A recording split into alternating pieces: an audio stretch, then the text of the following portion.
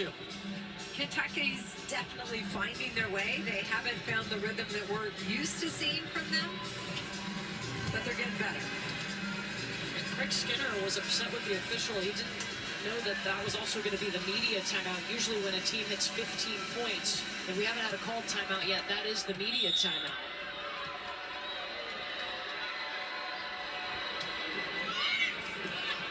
Short serve from Vagish, and sends Kentucky scrambling.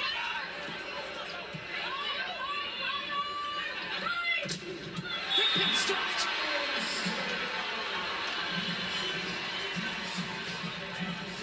Cassie Bryant, the center for Kentucky, tries to go long string set here to A'ja Thigpen on the right, but Mimi Collier and Alicia Andrew, huge block for Wisconsin. Look how high over the net Mimi Collier is. Wisconsin has 6 blocks, and we're just in set number 2. Collier will get the roll shot down the line. Tuzzo hops into set.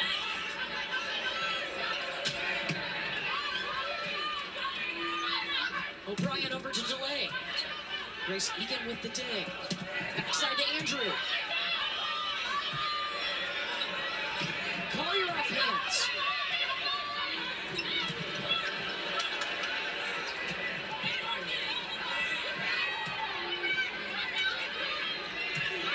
Free ball back to Wisconsin. Eva Hudson just stuck one arm out.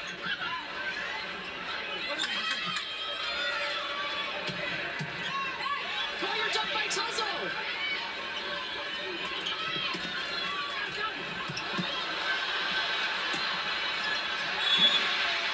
Wow. Longest rally of the night.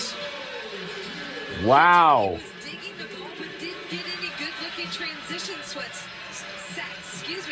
3 different opportunities. One was too tight, and then they had to send over 2 free balls. So Kentucky needs to do a better job setting up their hitters in transition.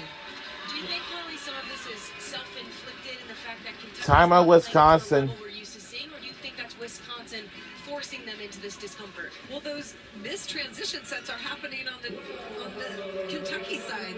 Wisconsin has no effect on those. Wisconsin uses a timeout here, its first of 2 in this set. Our coverage of the 2025 NCAA Women's Volleyball Championship concludes Sunday with a national championship match at 3 p.m. Eastern on ABC. Texas A&M is already there. We'll find out who the champion is on Sunday. For more information, visit ncaa.com, the official online home for all NCAA championships.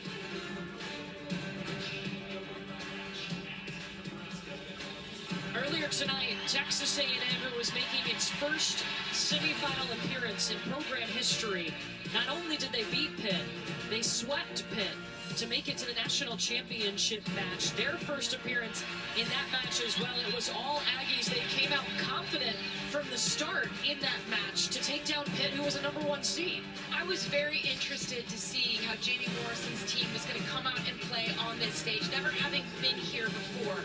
Now they're battle tested. The reverse sweep against Louisville and then beating Nebraska at Nebraska was certainly remarkable. But they came out straight out of the gate and played so well, so efficiently. They did not blink under the bright lights by any means. I saw no weaknesses, no holes in Texas A&M. I think for the Aggies, and it helps. They have 9 seniors. These are experienced players who've been in tough situations. And Jamie Morrison gives his team so much confidence and permission to play free and make errors and see how they respond. And so far, they've responded very well. They've responded with history, and we will see Jamie Morrison, who's the National Coach of the Year in Texas A&M on Sunday. Kentucky down by a point here. Madison, what was Kentucky talking about in that timeout? Well, Craig Skinner, referring to the last play, said that's what it's going to take, winning the ugly. He said it's not crispy yet, but it's going to happen. Keep grinding, stay disciplined, and don't forget to block low and over on Mimi Collier. I love that, Madison, because there has been some choppy points played on Kentucky's side. It sometimes doesn't have to be pretty. Just win points ugly if you have to until you work yourself into the level of play you're used to.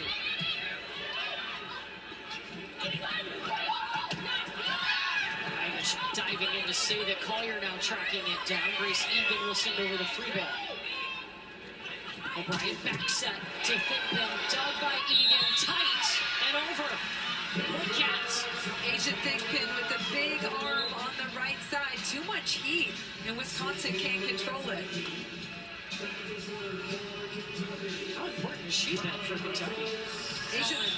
Asia Thigpen she gets that speed on the right side. Another weapon to help score and take some pressure off everybody else. Charlie Furbringer even looked over to the Kentucky side of the net before she set that ball. Yes, she did. It's amazing. She turns her full head, loses track of the ball, right, that's coming at her, looks quickly to see what's happening on the other side block-wise so she knows who to set and win.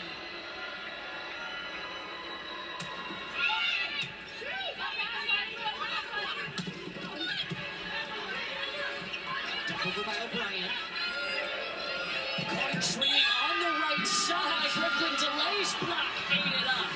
Let's go back to that last play. Look at Charlie Furbringer turn her head. Here's the free ball pass. She takes a little glance, sees that there's blockers on her, makes them chase, and then goes wide to Mimi Collier. But the ball was also in front of her, right? So it wasn't set at the apex up top of her head. But that's okay because she's so good. When she checks to see where that block is, that's high-level volleyball. Kentucky putting a double block in front of Booth, and they still cannot stop her. Guys, over the last 3 matches, Carter Booth is hitting over 600. Over 300 would be really solid. And she's doubled that. It's nasty.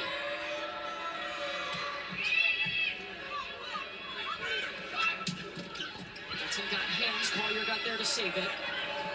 Baggage. We're going to go 4-4. Instead, turns it wide.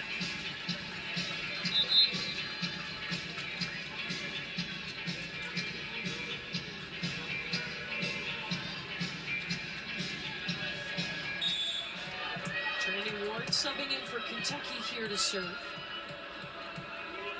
Wisconsin won the first set 25-12.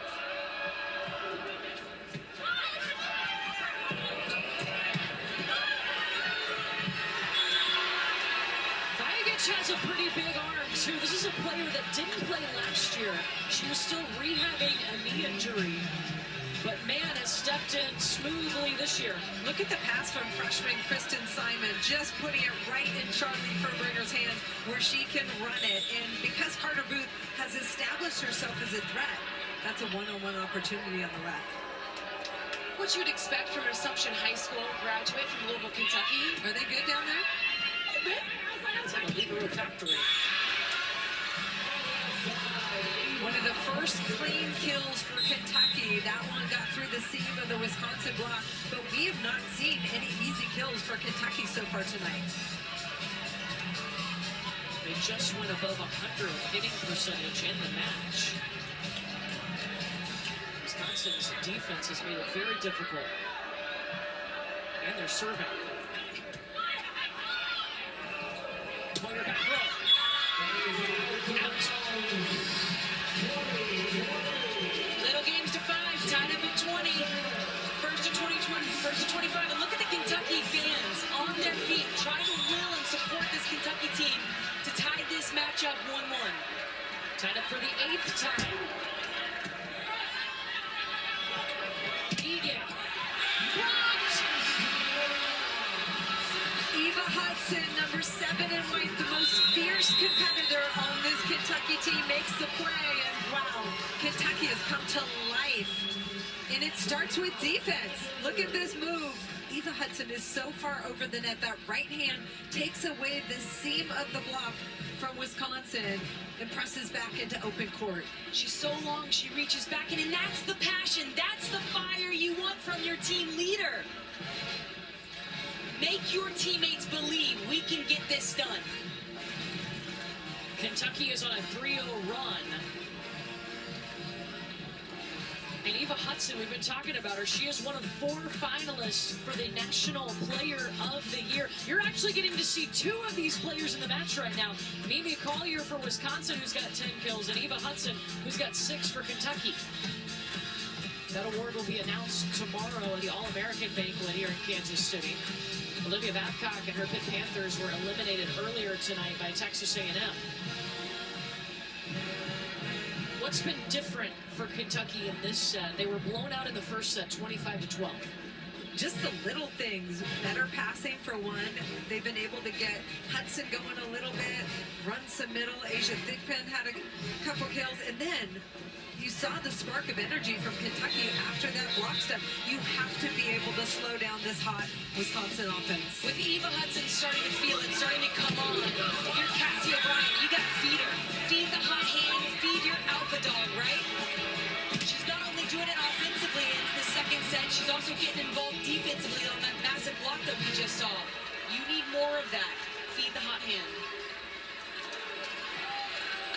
In the Wisconsin huddle, Carter Booth was the first to speak up. She said, get on the ball quick, go get it. We do this all the time in practice. And then Coach Kelly Sheffield said, we're in the red zone. This is where we take over. Take it high. Our offense is in a rhythm. Keep swinging. Red zone being 20 to 25 points. No surprise, Carter Booth was the first to speak up in that huddle. She's their vocal leader. Eva Hudson is going right now. Cassie O'Brien's also putting a little more zip on that set, and that pays off for Eva Hudson on the left side. You have to think that once some of your hitters start attacking well and start getting kills, as a setter, you gain more confidence from that. You're starting to see more confident sets from Cassie O'Brien. Kentucky on a 4-0 run. Confidence to go to her middle. Wow. This is what we're used to seeing from the SEC champions. So all we have to do is make a comeback. Cassie O'Brien feeding Lizzie Carr right in the middle of the court, and that's a one-on-one cross-body kill from Lizzie Carr of Kentucky.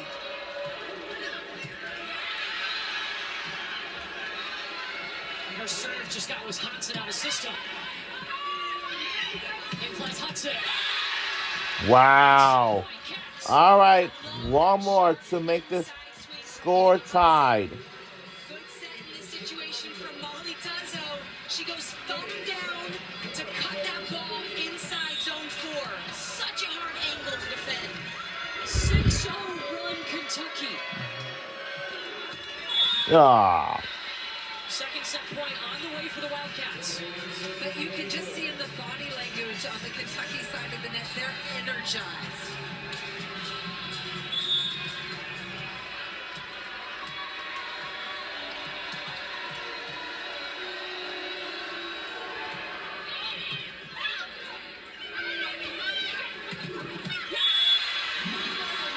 Hudson is blocked by Wisconsin.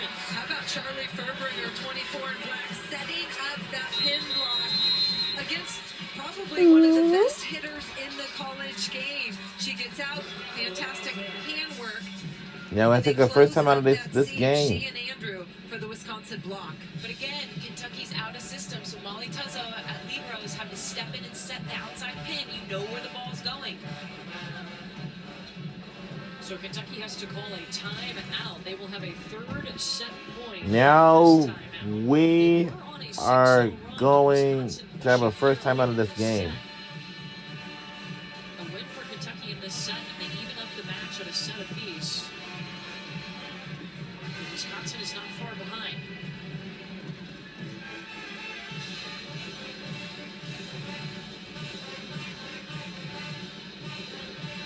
Orchestrating this Wisconsin attack is a sophomore setter in Charlie Furbringer, who's one of the captains for this Wisconsin team. Charlie Furbringer feeding her middle and then back row to Mimi Collier. Here another free ball, calls her own number. But if you notice all the balls, she's in an optimum position to run the offense. So credit Wisconsin with that good first ball contact to set her up for success. In the Kentucky timeout, Craig Skinner said, all right, passers, you've got one job. Pass the ball to the net. And then he looked at Lizzie Carr and he said, get on the ball quick and get this point. I like that, Madison. If she gets It is 10 o'clock p.m., but in Kansas City, Missouri don't know the time over there. It's 15 in white for Kentucky.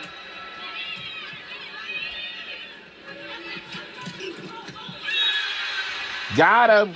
What a comeback win to win this set.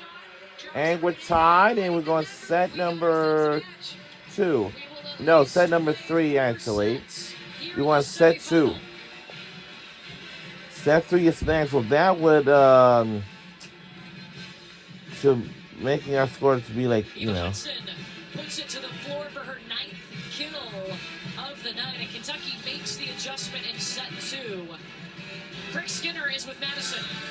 Coach, big response in that second set. What clicked? Well, we just got some breaks, and we executed some serving finally. I mean, it's going to be really hard to stop them if they keep passing the ball right to target. Our serve's got to pick up, and our transition game's got to score some points. You said Wisconsin forces you to earn points. How do you want to see your team earn points in this next set? 100%, and we got to serve tougher to get them off the net, and our block has got to get more involved with their attacks. They can't get clean kills. Thank you, Coach. Thank you. Hope. Even at a set apiece, Kentucky wins Set 3 is set 2, next, so the 25, score is tied. 22. And let's go on to set 3. And At least 4 sets coming from Kansas City. When we come back, Christine Williamson and the studio crew get you set for set number 3 of this semifinal. so set 3 is next, right after this messages. Don't you go anywhere.